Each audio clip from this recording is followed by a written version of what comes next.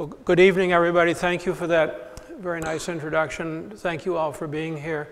Shout out my wife, Mary Landrigan, who's over here, as Dora mentioned, the co-author on our book. Thanks to AAP and PSR, two organizations of which I've been a member for many years. AAP, the longer of the two, but both for multiple decades. So it's good to be here. It's good to be here. So what I want to do this evening is review with you the evidence that toxic chemicals in the environment can cause damage to children. Usually when I give a talk like this, I begin with this whole spiel talking to people about, do you realize that the environment can affect human health? That environment and health are not simply two separate spheres that never talk to each other? But I think here in Maine, with all the work that you've done, everything that Sid just described, you already have a collective understanding of the impact of the environment on human health. So rather than bore you with that little sermon, I think I'll just go right to the data. Although you'll know as you look around in our society that there is precious little appreciation across the United States that environment and health have anything whatsoever to do with each other, right? I mean, we have a Department of Health and Human Services that is full of doctors and nurses and other health providers, and we have the Environmental Protection Agency, which until 2 weeks ago had 5 physicians, and now it's down to 4 after the leadership fired Dr. Ruth Etzel. And in the newspapers, you have the health pages that write about the newest chemotherapy or the newest cardiac stent, and the environment people who write about polar bears, but not very much communication between the two. So anyway, the purpose of this talk tonight is to try to connect those dots and actually provide you all with an evidentiary basis for talking about the connections between the environment and human health. So how do we do this? Oops. Okay, I have no conflicts of interest, and I'm not going to talk about any drugs. Okay, so let's start with the basics, that the environment is a major determinant of health and disease in everybody, in people of every age, but most especially in children, just because children are so vulnerable. So some of the big things to remind ourselves is that, getting a little reverb here, Jim. In this country, infant mortality has fallen by more than 90% over the past century, and in many parts of the world it continues to fall, and that really reflects the concerted effort of pediatricians, nurse practitioners, midwives, community health workers, people at every level of society, reducing infant mortality. Another thing that we forget is how massively life expectancy has increased in this country within a century. In 1900, the average life expectancy in the United States was about 47 or 48 years. Hard to imagine. You know, we think of people in their 40s today as, in sort of early adult life. But in a century ago, you were basically getting ready to become part of the daisy chain. And that's all changed. The average life expectancy for women now is just shy of 80 years. And for men is something like 77 years in this country, even higher in Japan. And you know what country in the world has the greatest life expectancy now, having surpassed Japan, is Chile. Because they've, for many years, Pinochet notwithstanding, they've had very good public health programs in place in that country, and a generally good economy. The ancient infectious diseases no longer take the toll that they used to take. Smallpox has been eradicated. And so, as Sid said in his introduction, it's the non-communicable diseases, what Robert Haggerty called the new pediatric morbidity, which now, of course, accounts for children going to the hospital, being hospitalized, and for prematurity. And I'll go over the data in a few minutes, but all of those conditions are on the rise. At the same time, the environment has changed. So we've done some things right. We've knocked down air pollution by 70% since the passage of the Clean Air Act in 1970. Very good data to substantiate that. We got lead out of gasoline, as Dora said, and blood lead levels have fallen by more than 90%. The Superfund program has not been a perfect success, but still it's cleaned up the worst of our hazardous waste sites. Dora mentioned that I spent a year in Cleveland. The year that I was in Cleveland, 1967-68, when I was an intern, we had a long internal hallway in the hospital, probably almost a quarter mile long. On certain days, you couldn't see down the length of that hallway because so much brown, black, and blue smoke infiltrated in from outside. The hospital was Cleveland Metropolitan General City Hospital, was quite close to the steel mills. And Cleveland, you'll recall, not the year I was there, but a year later, is the city where that hosts the Cuyahoga River, the river that caught fire. So Cleveland was like, along with Pittsburgh and Donora, Pennsylvania, and a few other places in the Midwest, was ground zero for environmental degradation in this country 50 years ago. It's not there now. The Cuyahoga River is a state park. People kayak there. The air is clean. We've cleaned up a lot of the worst stuff in this country, or at least the visible stuff. However, at the same time as we've been cleaning up the stuff that we could see, that nobody could deny, we've allowed toxic chemicals to infiltrate every nook and cranny of our universe, and to get into all of us, to get into our kids, and more on that in a few minutes to give you some details. So we really have a couple of trends going in opposite directions here at the same time. And so these are the goals of the talk: to talk about these trends, see what they mean, to look at the links between them, and then think out loud about how they influence children's health. So if you fall asleep now, you've got the outline. That's the crib notes. So here's some information on disease patterns. And for those of you who are health providers of any sort, this will be very familiar stuff. So the first thing is that, oh yeah, sorry, I start with this. This is a graph.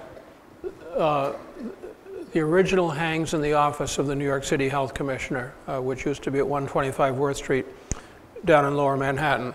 And as you know, New Yorkers are noted for their modesty, their understatement, and hence the title, The Conquest of Pestilence in New York City.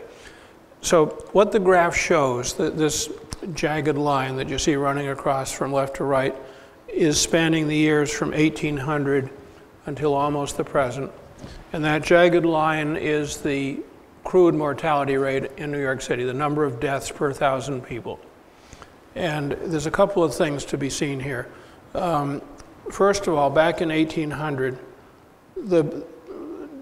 not looking at those spikes, but just looking at the baseline mortality, it was roughly twice as high as mortality today. And the explanation for that is quite simple. People lived half as long. And so in any one year, the percentage of people dying was twice as high as it is today. And that was because of what? It was because of high infant mortality, high rates of maternal mortality and childbirth, high rates of mortality among children from smallpox, typhus, yellow fever, cholera, pneumonia, dysentery. Then superimposed upon that already high background mortality, you have these terrible spikes. Look at them there. Cholera in 1849 with 3,000 deaths, with a mortality rate of 50 per 1,000. That's 5%. So today New York City has 8 million people. Do the math. 5% of 8 million in today's terms would have been 400,000 deaths from cholera in a single year. These were devastating epidemics that swept through the city. And that one in 1849 is of particular interest to me because that was an epidemic that was triggered when my ancestors came to this country from Ireland, escaping the potato famine, and they were crammed into these horrible ships that came across the Atlantic that were known as the coffin ships, and they got off in Montreal and Boston and New York and Philadelphia, Mobile, Alabama, and New Orleans, and caused cholera epidemics wherever they went, and with devastating consequences for the citizens of the city. And there were also typhus outbreaks and yellow fever and various other things.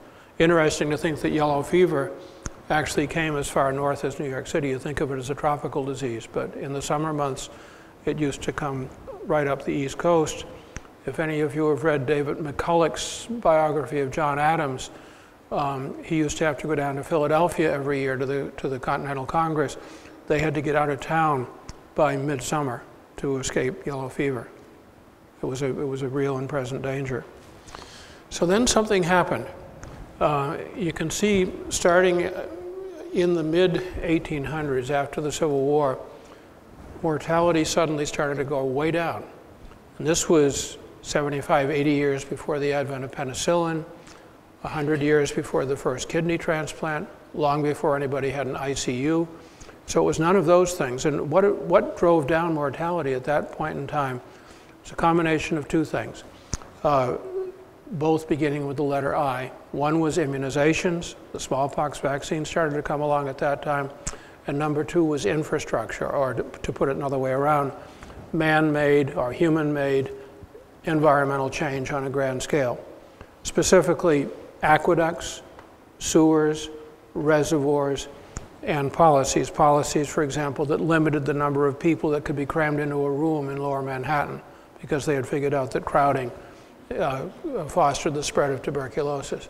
So this combination of law and policy and infrastructure and investment, plus the new technology, immunizations.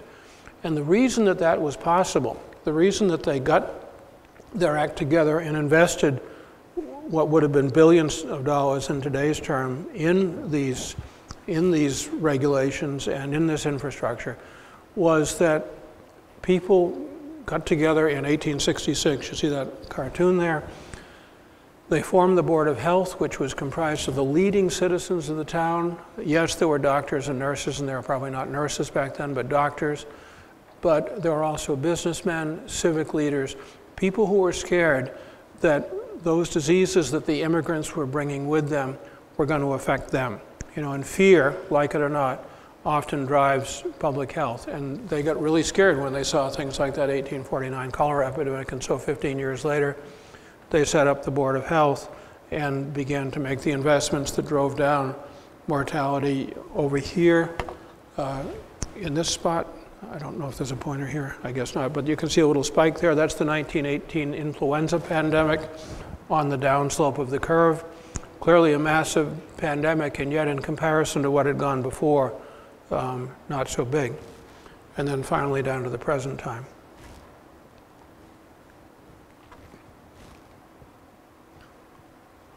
Okay, so when the infectious diseases went down, something had to kill people, something had to fill the vacuum, and so what has come along have been the non-communicable diseases, the chronic diseases, the new pediatric morbidity.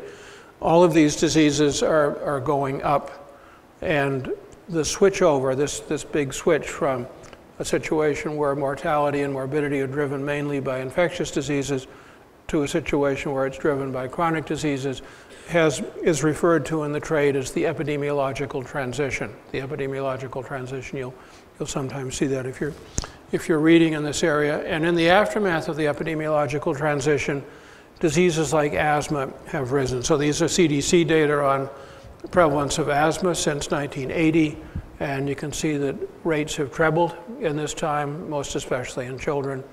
And I don't have a slide to show it, but if you were to drill down on that, you would see very quickly that the steepest rises and the highest prevalence rates of asthma are in poor, minority, inner city kids, kids who live near coal-fired power plants, kids who live near busy highways, in short, children who are exposed to high levels of air pollution. Here's childhood cancer. Childhood cancer is a complicated story because mortality has gone down. It's gone down drastically. When I was a pediatric resident, I finished my residency in 1970, no child survived leukemia, no child survived brain cancer. The only question was how long could you keep the child going to give the family time to, quote, adjust to the situation before the child was going to die.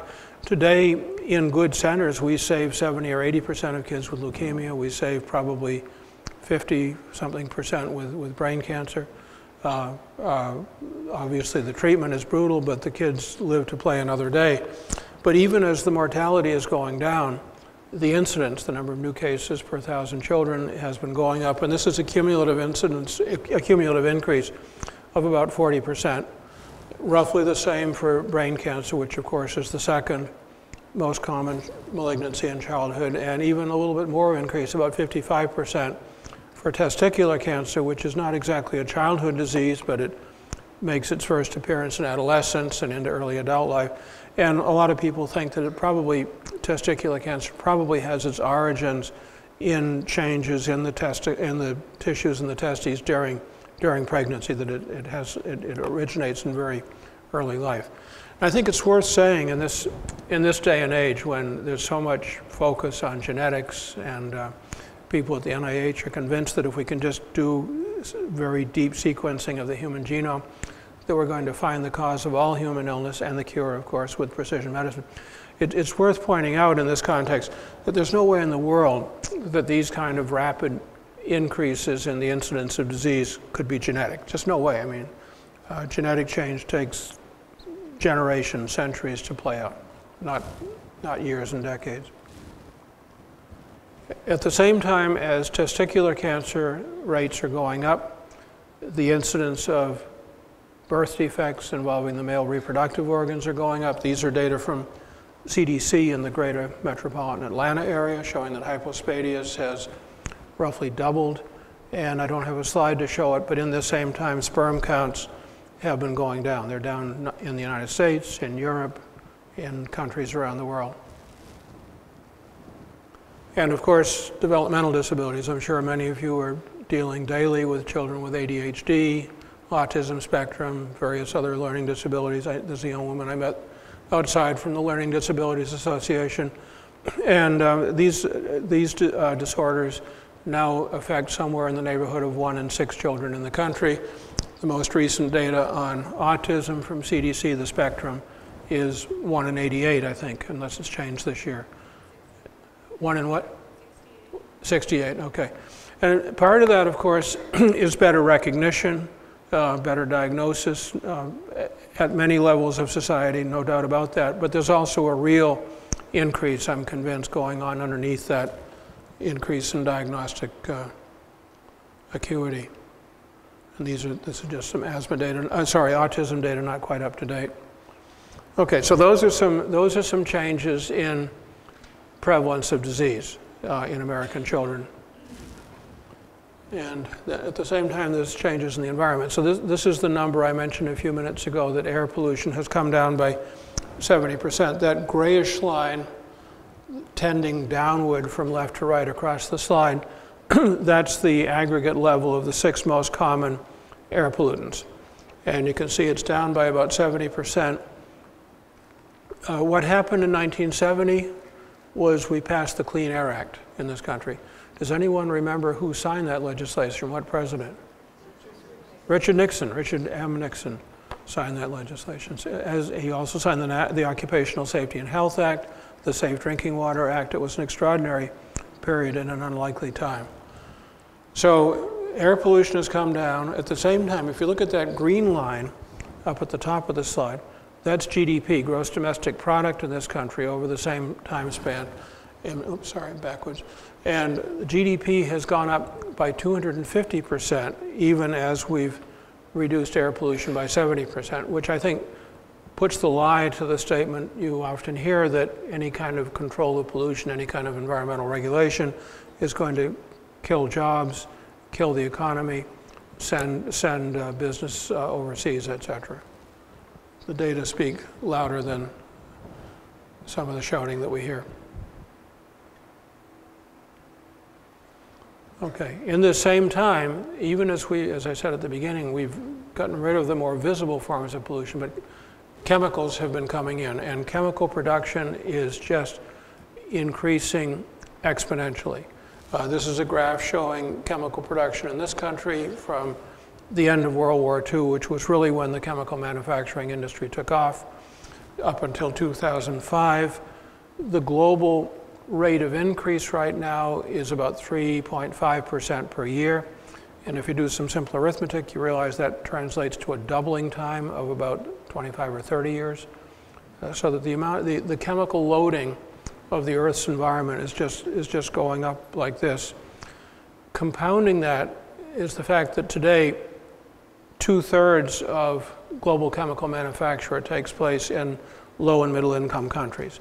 These are countries with very little in the way of environmental protections, not much public health infrastructure in most of them. Think of Bhopal. Everybody remembers the Bhopal episode in 1984. Chemical factory that had been exported from the US to Bhopal, India, poorly maintained, blew up, killed 3,000 people, at least 3,000, probably more. And similar mini Bhopals are occurring in developing countries all the time and just don't get reported. But chemical exposures in this country are not trivial, but chemical exposures in low and middle income countries are in many places much worse than anything we see. So what happens with new chemicals is that they're brought to market with unbounded enthusiasm. Here are some old ads that I culled from the National Geographic from many years ago, like in the 50s and 60s. The one I wanted to get, I couldn't find. I don't know, some of you will remember the DuPont saying, "Better living through chemistry." And I wanted an ad that said that, and I couldn't find it. But I did find this one that, if you can't read it, it says, "The best things in life come in cellophane," and it shows a stork bringing a newborn baby wrapped in cellophane. You might want to ask your daughter, you know, if this appears over there at the hospital. There's another one. That's a DDT truck. Jones Beach, New York, and on Long Island, spraying DDT, and you can see the kids running through it. I grew up in Boston. I remember DDT trucks used to come down my street in West Roxbury, Massachusetts, and I wanted to be out there running through them, and my parents wouldn't let me, and I was not a happy camper. I wanted to be protected against malaria or whatever they were protecting me against. And then here's another one. This is from Union Carbide, the people that brought us Bhopal. And the ad says, "Synthetics, they spell a better way of life for you." So that's how chemicals are brought to market. A lot of enthusiasm, very smart chemists. They find commercial uses for them. Bisphenol A, for example, which has been a topic of concern here in Maine, was originally developed as a synthetic estrogen. And it probably would have been marketed as such, except that a better synthetic estrogen came along and displaced it, and that was DES, the infamous DES that caused the epidemic of reproductive cancer in women who were exposed to it in utero. But the chemical engineers found that bisphenol A did a great job stabilizing polycarbonate plastics, and hence a generation of water bottles at soccer games with a little touch of endocrine disruptor added to each child's glass of water. And this is what happens. The new chemicals come to market, little or no testing for safety, for toxicity, for adverse effects, very different from the rigor with which new pharmaceuticals are tested. And then 10, 20, 30, 40 years later, we find that they cause great damage. It's interesting to think about this from a policy point of view. You know, in this country, the chemical universe is divided into three sectors. There's pharmaceuticals, and they're regulated by Food and Drug, FDA, and subjected to a very strict pre-market regime. They have to be found to be safe, and not only that, they have to be found to be effective, both. And then beyond that, there's post-marketing surveillance that tracks the chemicals after they're on the market, and that, for example, is what happened in the case of Vioxx that showed up to cause problems that weren't recognized pre-market, or at least were suppressed pre-market.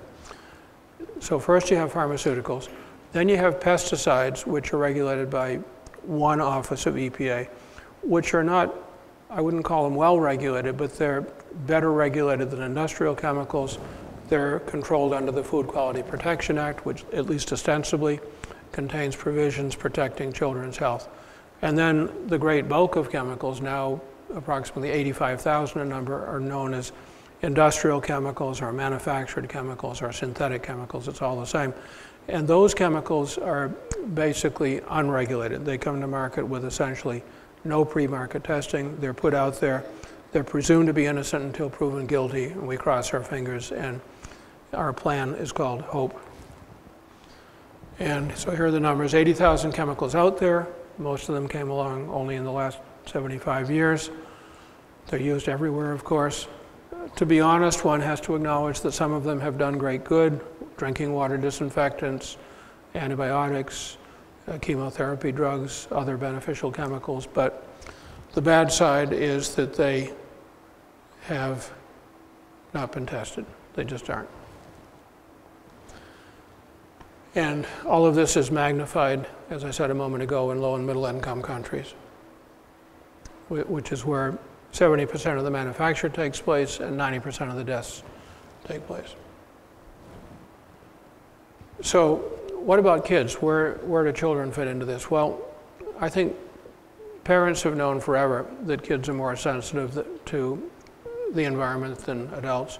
Pediatricians have known it since Abraham Jacobi started pediatrics in the 1900s. Policymakers in Washington woke up to this reality in the 1990s when we brought out our big report from the National Academy of Sciences on pesticides in the diets of infants and children. And we basically found that there were a number of factors that accounted for children's very great sensitivity chemicals. One is that chemicals, we learned that chemicals can pass from mother to baby during pregnancy. When I was in medical school in the 1960s, I'm not sure it was ever precisely articulated, but it was at least believed that the placenta was some sort of an impervious barrier that protected the baby against anything bad. And we learned in the 50s and 60s with thalidomide, with DES, with methylmercury, and then subsequently with other chemicals, that chemicals can pass, most of them at least, very easily across the placenta from mother to baby and damage infants. We learned that the brain is especially sensitive, first of all, because it gets such a high fraction of the blood supply in the fetus, and secondly, because the growth of the brain, the growth and development is so incredibly complex and so tightly choreographed that if steps don't take place in the proper sequence, opportunity to make connections are lost forever, and the consequence is impairment of function, mild or severe. And that brain damage is often toxic and silent, and it can cause effects that last a lifetime. So we delve deeper into this, our National Academy of Sciences Committee, trying to understand what are the factors that account for the great sensitivity of children. The first is that pound for pound, they're more heavily exposed to chemicals than adults. Kids drink 7 times as much water per pound per day, they breathe more air, they eat more food. So any toxic chemical that's in air, water, food is going to get into children in disproportionately great quantities. And then, of course, kids do things that we mostly don't do. They live on the floor, they put their hands in their mouths. All of that magnifies their exposure. Their metabolic machinery is immature, so they can't break down chemicals. A good case study on that is organophosphate pesticides. If you and I eat an apple that's contaminated with chlorpyrifos, we'll break the stuff down and we'll get rid of it with a half-life of about 6 hours. If a newborn gets that same chlorpyrifos, let's say his mom eats the apple and then the chlorpyrifos passes through to the infant via breast milk, the half-life of the chlorpyrifos in the infant's blood is 36 hours. So it has much more time to cause damage to the developing brain. And then the vulnerability that I had mentioned, and then finally, what my friend and colleague Dick Jackson has referred to as children's long shelf life, that they have many decades of future life ahead of them, most of them, and that means that if cellular changes are set up in infancy, those cellular changes have a long, long time to further mutate and eventually manifest in disease. So this is the horrible story of thalidomide. Most of you will know this, but in case there's a couple in the room who don't, I'll quickly go over it.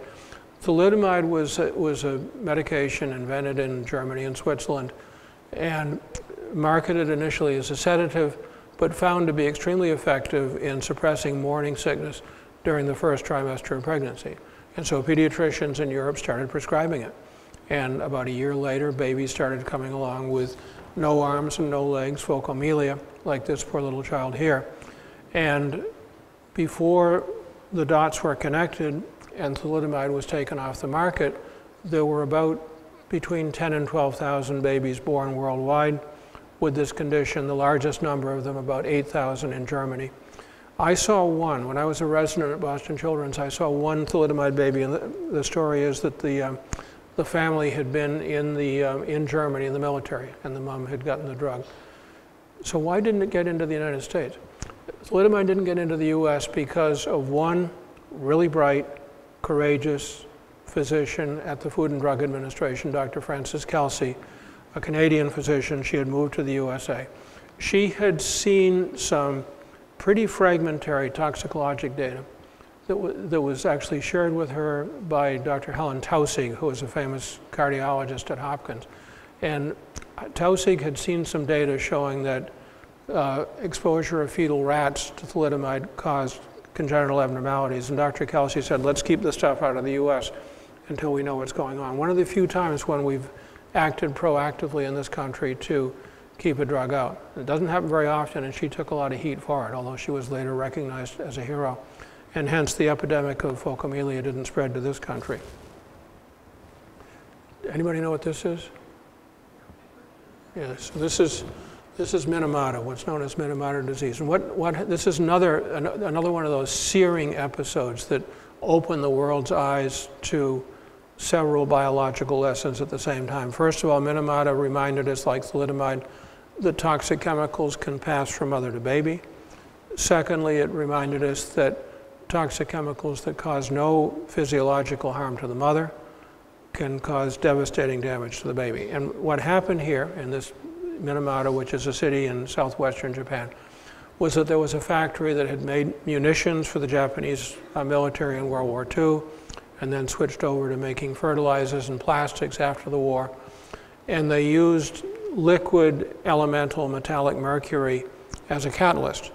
And some of that mercury escaped from the factory. It got into Minamata Bay, which was just across the road. In the marine environment, it was transformed by marine microorganisms into methylmercury. Methylmercury is a very nasty species of mercury. It's very environmentally persistent.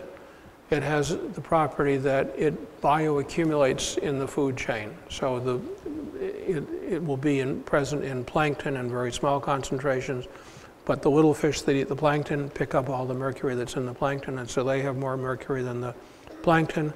And then the bigger fish that eat the little fish eat a lot of little fish, and they build up the mercury until finally you get to the top of the food chain, and the big species that we eat, especially after they're more than 2 or 3 years old, are loaded with mercury. And pregnant women in Minamata ate tainted fish and gave birth to babies like this poor child, microcephalic, profoundly retarded, spastic, blind, deaf, horrible. And there were a number of these babies. The industry resisted for a long time, acknowledging any problem. They actually beat up the photographer who took these photos, an American photographer who was over there, and blinded him. But finally, the truth came out. I mentioned that the human brain is particularly sensitive. I mean, I think every organ system in the baby is sensitive, but the brain, first of all, I almost became a pediatric neurologist, so I have my bias. But the brain, because of the extraordinary complexity of its development, the fact that by the time the child is born, there's 1 billion cells and 1 trillion connections, in that complexity lies great vulnerability. And we know now that toxic chemicals can damage the developing brain even at the lowest measurable levels. Lead has always been the poster child for this because it's the easiest chemical to study in a lot of ways, easy to measure. And we know that although the human brain is certainly capable of developing workarounds and coping with damage, that nonetheless the cellular injury done to the brain by early life exposure is not something that can be fixed. And therefore the only logical way to deal with chemically induced developmental disability in kids is to prevent the exposure from happening in the first place. And it's important to remember that for every child with something obvious like Minamata disease or acute lead poisoning with coma and convulsions, there are lots more children who have silent brain injury that will not be diagnosed until you do IQ testing, reaction time, reflexes, MRI, other specialized testing. But certainly that damage can cause lasting injury to children. And some of you, anybody here ever have the chance to know Herb Needleman in training or anything? No, okay. So Herb was a giant. He was a pediatrician, doubly trained in pediatrics and child psychiatry, started out in Philadelphia, came to Boston and finished his career in Pittsburgh. And he did this incredible study in the 1970s in Boston where he recognized that lead is a bone-seeking element, and that if he could get a sample of bone and analyze it for lead, he would then have a picture of a child's cumulative lead exposure over the first 6 or 7 years of their life. And he figured out that the teeth were an extension of the skeleton, so if he collected baby teeth when kids shed them in the first and second grades, analyzed them for lead, he would understand how much lead the child had been exposed to over their life. And then, so he did this. He collected the teeth, he arranged for the lead content to be analyzed, he had psychologists do IQs and other testing on the kids, and what he found was that and he collected the teeth in 2 places adjacent to Boston, Somerville and Chelsea, 2 garden suburbs of Boston. And he found about a 7-point gap in average IQ between the children in those classrooms with the highest lead levels and the lowest lead levels. He deliberately excluded from these studies any child who'd ever been diagnosed with lead poisoning, any child who had any symptoms of lead poisoning. So these were by definition children who had asymptomatic exposure to lead, and yet there was a 7-point gap in IQ. And that gap remained evident even when he looked at a whole range of factors that could have confounded the findings, like socioeconomic status, primary language, previous head injury, history of meningitis, anything like that. He took all that into account, 37 covariables, and still the finding held up. He also continued to follow these kids. Okay, so out of that came the notion of subclinical poisoning, that there's a spectrum of disease. And he continued to follow these children, and he found that as they aged out, moved up through school, that they were more likely to be dyslexic, more likely to drop out of school, and then in their teen and early 20s, more likely to get into drugs, more likely to have a police record, more likely to be incarcerated. Just a whole ripple, a cascade of effects through society. So this is the sequence. You start by recognizing the high dose obvious exposure, then you recognize that there's low dose exposure, and studies that have been especially powerful in connecting the dots here have been prospective studies, studies that sign up women during pregnancy, get blood samples, urine samples, get a history from women while they're actually pregnant, so you're measuring exposures in real time as they're actually occurring, not relying on faulty human memory. And then you follow the children prospectively, longitudinally as they grow up. You evaluate them periodically, and this study design is very powerful for connecting individual exposure with individual outcomes in a particular child.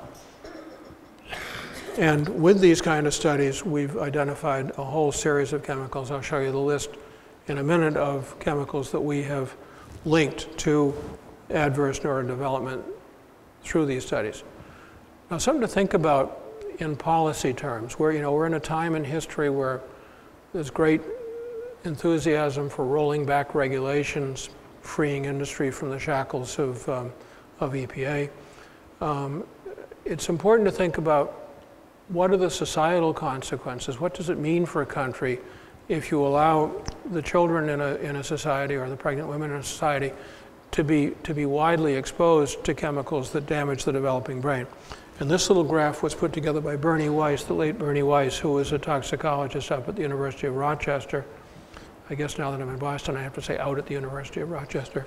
So there's 2 panels here. The upper panel is like Wobegon. These kids are all normal. They have an average IQ of 100. The standard deviation on that is 15. So in a hypothetical population of 100 million kids, 6% of them, 6 million, have an IQ above 130.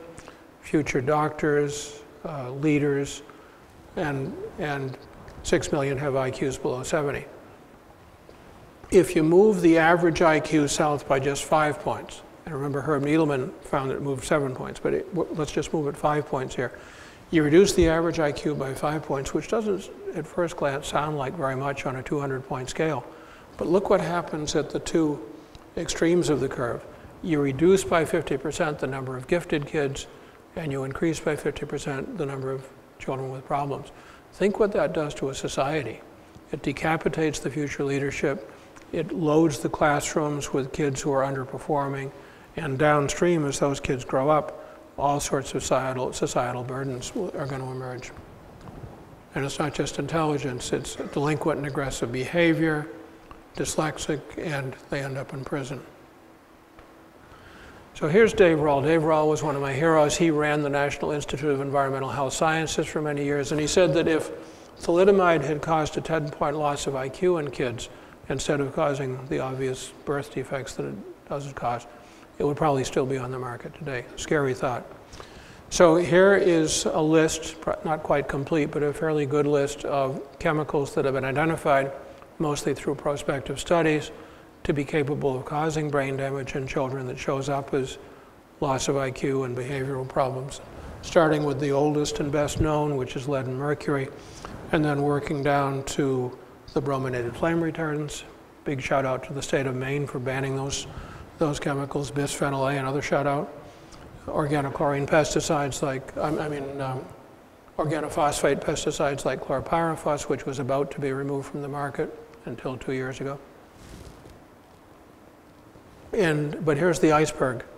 We've got all those chemicals out there. We've got 12 or maybe 15 or 18 that we have confidently identified as neurodevelopmental toxicants.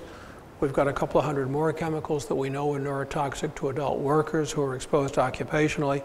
Studies of their pediatric effects have just not been done.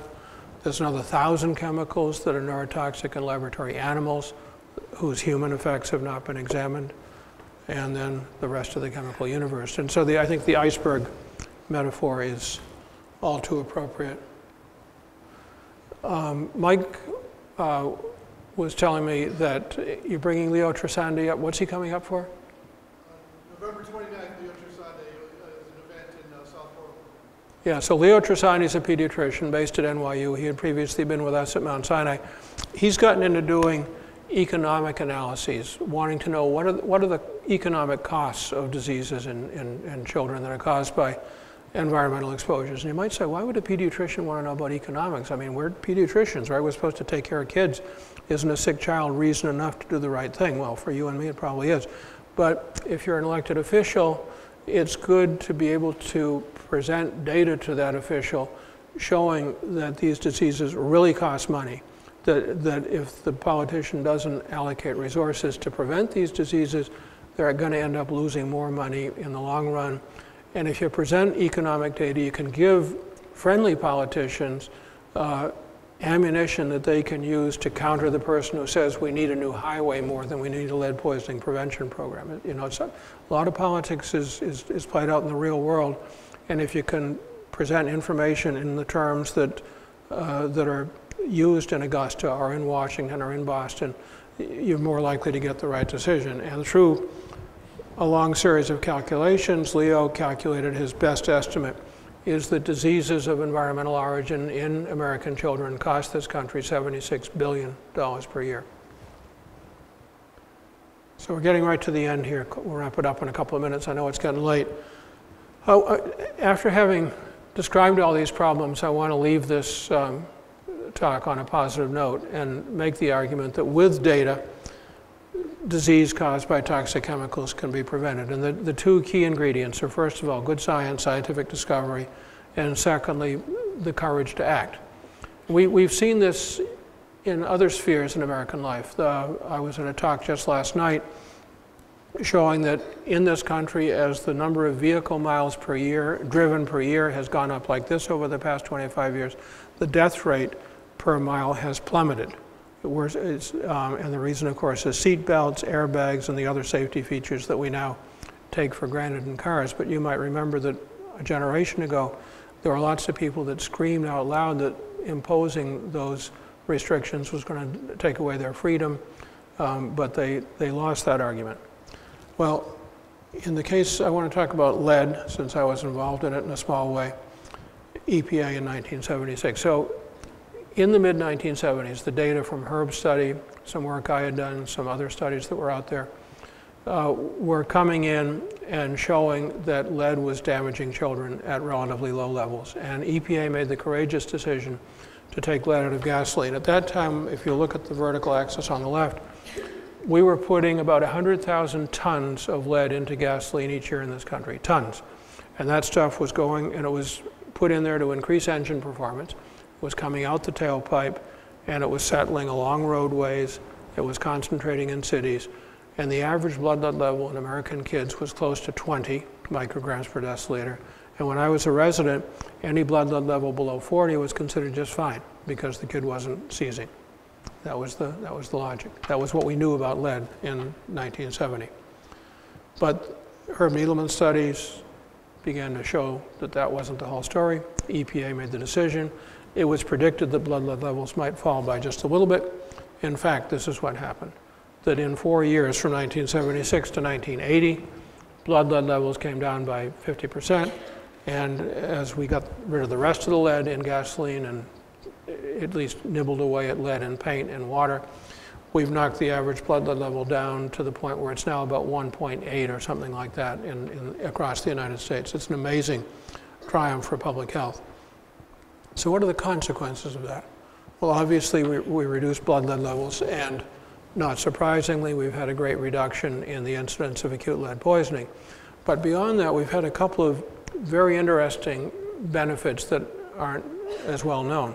One is that we made kids smarter. Every American kid born since about 1980 is about 5 points, has about 5 more IQ points than children born before 1980. And that translates in turn to an economic benefit, which is an important case to make when you're arguing the case in the political arena. And the basic rationale here is that an IQ point is, excuse me, an IQ point is worth money to a child, to a person. The premise is that more intelligent people are more productive, they earn more, they do better in life. I mean, we all know counterexamples. We all know very bright people who underperform, and we know very stupid people that get elected to high office. But at least as a statistical principle, IQ translates to success in life. And economists have valued this. They like to value things, and they put a dollar value of about $10,000 on an IQ point in terms of earning capacity over a lifetime. So let me do some arithmetic with you. We have about 4 million babies born in this country every year. Let's give them all, for every baby born since 1980, let's give them 5 IQ points because they're no longer exposed to very much lead. So that's 20 million new IQ points per year. Every annual crop of babies, every annual cohort since 1980. Multiply that by $10,000. As Wilbur Mills used to say, that's real money. That turns out to be $200 billion added to the economy over the lifetime of each annual cohort of babies born since 1980. And since that's almost 40 cohorts at this point, you're entitled to multiply 200 billion by 40, which will give you an aggregate economic benefit, if you can carry that many zeros in your head, of $8 trillion. This is a huge, I mean, even in Washington, they've got to pay attention to this kind of number, right? So we hope.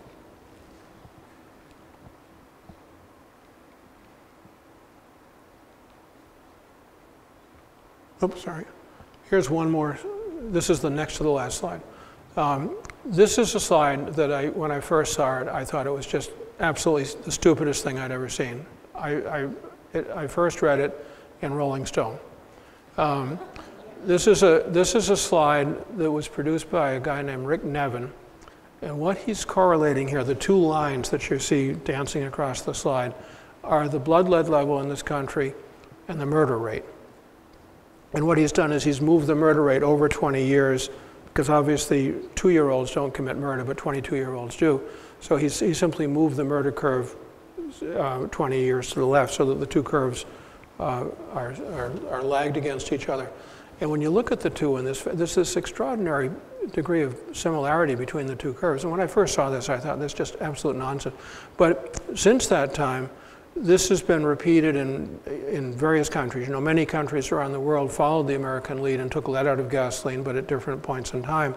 And country after country has seen a decrease in violent crime since they took lead out of gasoline. It's really quite extraordinary. There's a woman named Jessica Reyes, who's an economist at Amherst, who's done a lot of this work. So keep an eye on that story. I think it's the real deal, and I didn't for a long time. So in the future, what do we need to do? I think it's fairly obvious. The protection of children's health really just has to be at center stage in American policy. As Sid said in his introductory remarks, everything these days revolves around short-term gain, pulling profit out of the enterprise in the next 3-month period. All of that means that children, the elderly, the vulnerable, are put on the waste bin, and it's just the wrong way to run society. And we as pediatricians and nurses and healthcare providers, public health people, in my mind, have a responsibility to stand up and say, it's enough. You can't do this to kids. This is not about regulation. Regulation is simply a tool. What this is all about is protecting children's health and ultimately protecting the health and the security of this country in which we live. We have to support research, of course, but we really got to educate people. We just as PSR has been so effective over the years in educating leaders in this country and in other countries about the dangers of nuclear war, the time has come when we really have to educate them about the dangers of the chemicals that we have put into society.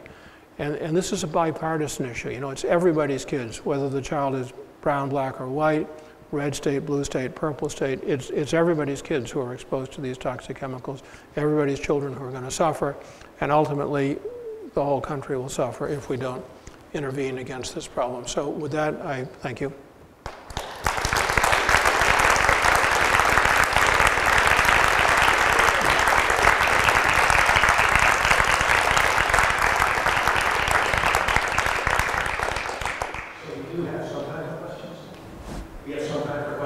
Okay. We have some 3x5 cards now. Give you some softballs first before we give you some hardballs. Okay.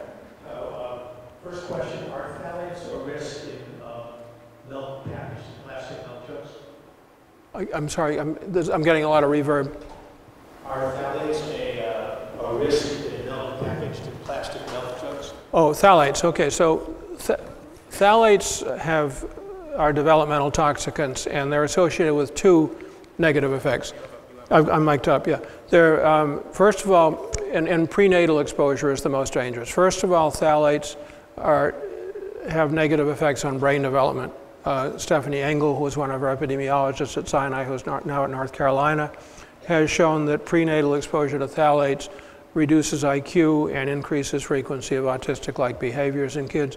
Secondly, Shauna Swan, who's also at Sinai, has looked at reproductive function, and she finds that baby boys exposed in utero to phthalates have abnormalities of their reproductive organs, which push the baby boys in the direction of feminization. So the boys are less masculine than they would have been.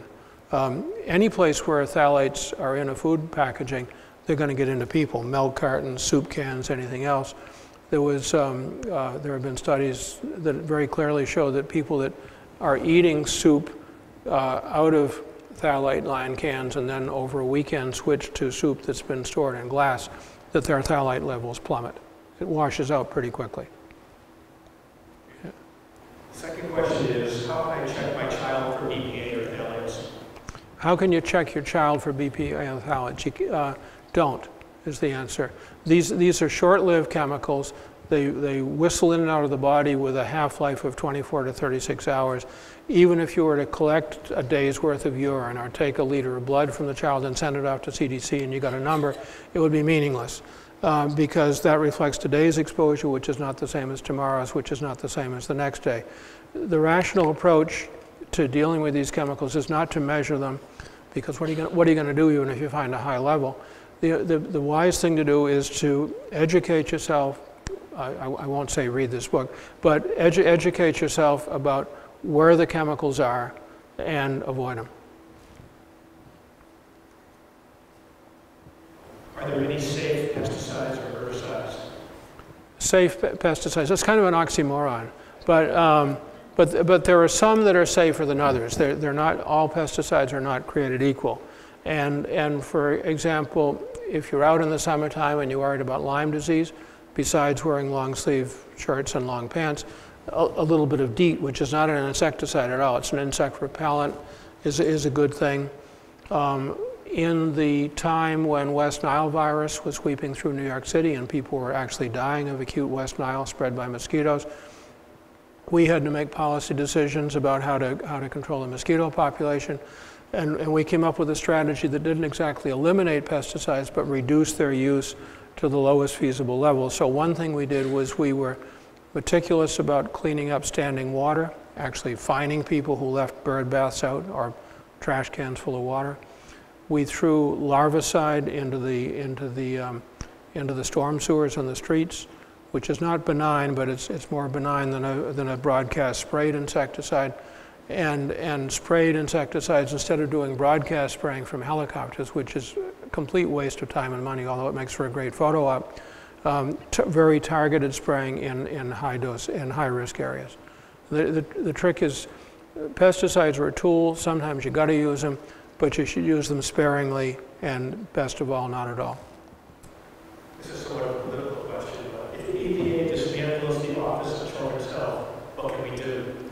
Okay, so exactly, you took the words out of my mouth. So some of you will have heard that about 2.5, 3 weeks ago, the leadership of the U.S. Environmental Protection Agency marched down to the Office of Children's Health Protection, and they confronted Dr. Ruth Etzel, a distinguished pediatrician, former CDC doctor, former Indian Health Service doctor, who heads that office. They told her that they were administratively relieving her of her duties. They offered no reason. They just said, the probable reason, in my opinion, is that she was standing up for children. She was speaking truth to power, because Ruth doesn't know how to do anything except speak truth. And specifically, she was opposing the administration's plan to increase the combustion of coal, which would release airborne particulates and also increase the atmospheric release of mercury, both of which can damage children. And she was agitating or arguing within EPA to hold back this unrolling of the rules. But the leadership never gave a reason. They just said they were putting her on administrative leave. They whispered vaguely about unsuitability for office without ever offering anything specific or concrete. And so the Office of Children's Health Protection still stands. I very much doubt that they'll take the office down. That would be too overt. Instead, the plan is to hollow it out, strip it of its leadership, and render it powerless. Clearly, the only solution to this problem is to vote. This is a tough one. Probably written by someone who's been grilled by a legislative committee. True and direct causal relationships between exposure to disease is often extremely difficult.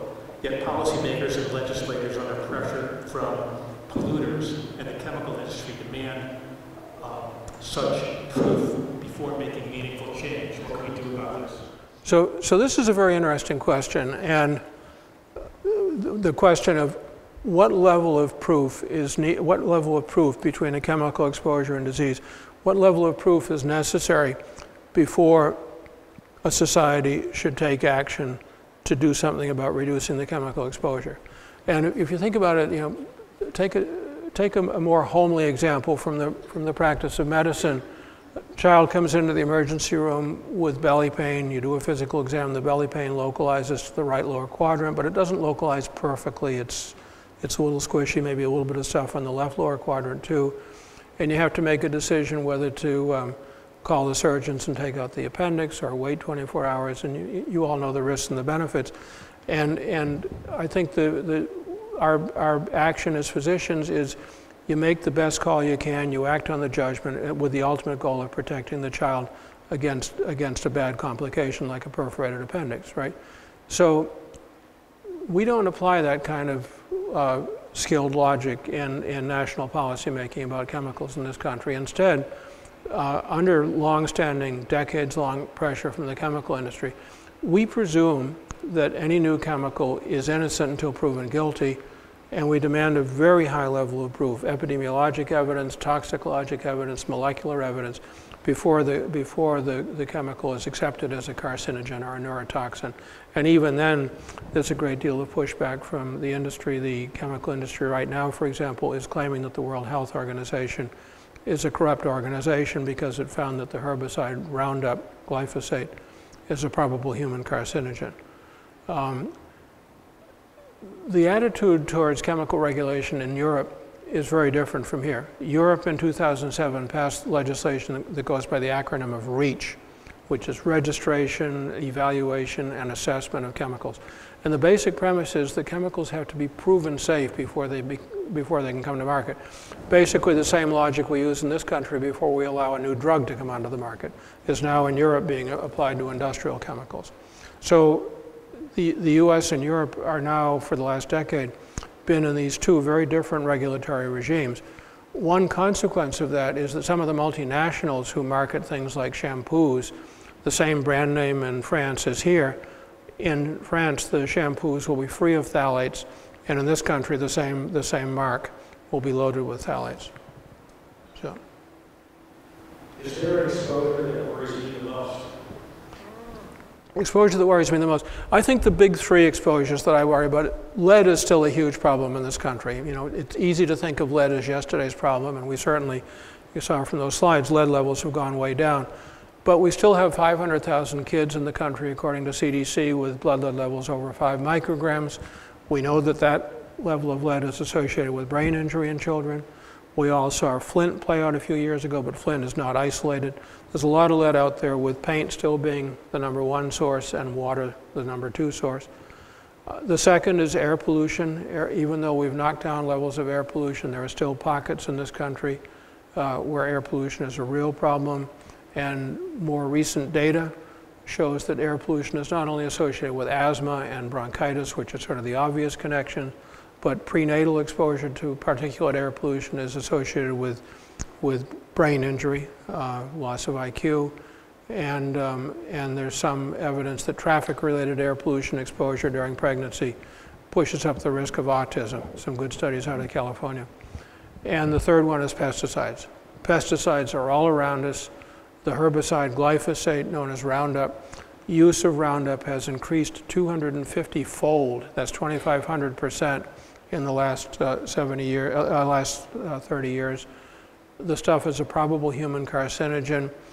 Every time you eat a GMO food crop, popcorn, soybeans, there's probably some Roundup in there. And the best way to avoid this stuff is to eat organic. USDA certified organic will not, or at least should not, have Roundup in it. This is a specific question based on your book. You mentioned two PFCs, PFOAs and PFOSs. What about PFAs? Yeah, the whole class. Yeah. I mean, the data on the PFOs is still coming in. And the data are not anywhere near as consistent as for some of the other chemicals like chlorpyrifos. But if I were living in Hoosick Falls, New York, where there was a factory that contaminated the watershed right where New York, Vermont, and Massachusetts come together, I would want bottled water. You know, it's a situation where we haven't proved the harm yet, but why subject yourself to it if you can avoid it? Any advice on how to message links to learning and developmental disabilities with the general public and press?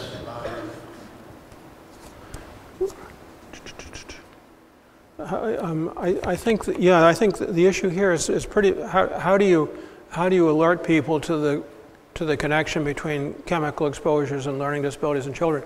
I think there's really 2 points to make. Number one, toxic chemical exposures, especially during pregnancy, especially during the first few years after birth, can damage children's brains, even if the damage is not immediately obvious, doesn't hit you across the waiting room. And number two, that the only rational solution to this is to prevent the exposure from taking place, because as we all know as physicians, the human brain has very limited capacity to repair itself. The only way you can prevent it is to prevent the exposure in the first place. Just wonder how How good are lab studies in predicting human? I mean, they're quite good. I mean, we and rodents have an awful lot of genes in common. They don't express in exactly the same ways. Obviously, we don't have tails, but our DNA is remarkably similar, and there is no human carcinogen that has not been shown to cause cancer in rats. There are some chemicals that have been shown to cause cancers in rats that at least not yet have been shown to cause cancer in humans, because maybe the studies haven't been done. But every single human carcinogen also causes cancer in rats. And likewise with the neurotoxic chemicals like chlorpyrifos, there are some very good animal studies that actually predated the epidemiologic studies and provided a lot of guidance to how the epidemiologic studies should be undertaken. There's a question here relative to the opioid epidemic in Maine, how it's ending, specifically asking what the long-term effects these exposures have on children, what symptoms should clinicians look for, and is there any treatment? I'm going to have to pass on that one. I just haven't done enough emergency pediatrics lately to have a good answer to that one. How can we convince family members and friends that toxins have to be taken seriously? Tell them to read the book. Great. I think that's about it. Okay. We have time for just a couple more questions. We had so many of them. Well, Do you think medical professionals have a role in helping institutions and facilities reduce exposures?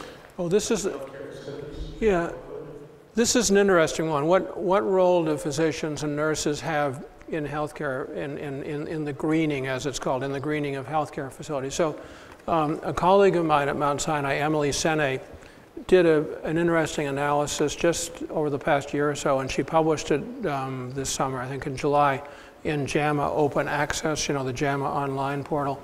And what she did, very simple, was that she looked at the frequency with which hospitals and healthcare organizations publish annual, what do they call them, CSOs, corporate, I think it's corporate sustainability, CSR, corporate sustainability reporting.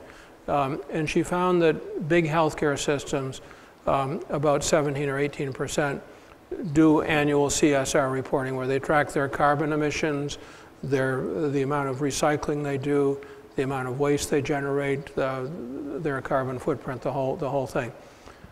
What percent, she compared that with Fortune 500 companies. Anybody care to guess what percentage of Fortune 500 companies do CSR reporting? It's more than 80%. More than 80%. Maybe you don't believe it all, but more than 80% of big companies in this country they usually have one or more people whose full-time job is to monitor this stuff, produce a report, go before the public and say what they're doing. Only 17 or 18% of hospitals do. And we only looked at big hospitals, not small community hospitals. There's a lot of room for improvement here. Hospitals could be more energy efficient, do more recycling. It may be something for PSR to work on here in Maine. Yeah. 80,000 plus chemicals feels very overwhelming. How do we even begin to tackle this problem? Okay, well, there are indeed 80,000, in fact, more like 85,000 chemicals registered with EPA for commercial use. But the number that really matter in terms of human exposure, environmental contamination, is a much smaller subset of that. It's probably about 3,000 to 4,000 chemicals that are produced in significant volumes. And environmental agencies at the federal and state level know who those guys are by and large. I mean, once in a while we get surprised by a new one, but they mostly know who the bad guys are, and they're tracking them up to a point at least. The issue is not the overwhelming number of chemicals, it's the failure to act on the chemicals we know about. thank you. Okay.